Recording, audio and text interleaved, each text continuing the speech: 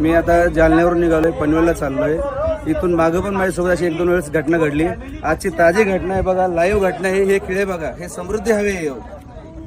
1 तास झाले पोलिसवाल्यांना फोन करतोय. समोरच्या गाडीचे 4 टायर पंक्चर झालेत. पोलीसची मदत अजिबात होत नाही या रोडवरती.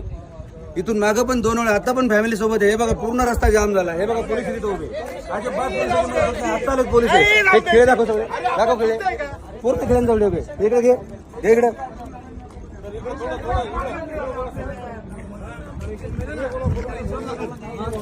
भाऊ. इथून मागून माझ्यासोबत अशा घटना 2 वेळा झाल्यात. तेव्हा पण मी पोलिसांना फोन केला, अजिबात पोलिसांची मदत होत नाही. मी आता जालन्यावरून निघाले, मला पनवेलला जायचंय. हा बघा रस्ता, म्हणजे हजारो खिळे ठोके, हजारो, एवढे खिळे ठोकासवर चालले काय? अर्धा रस्ता बंद करून जर चोर खिळे ठोकतात, पोलीस करतात काय? रोडवाले कॉन्ट्रॅक्ट करतोय काय? काय सुविधा आहे रोडला? कशाला हा रोड बनलाय? हा समृद्धी एका लोकांचा जीव घ्या रोड बनलाय, तेच समजत नाही.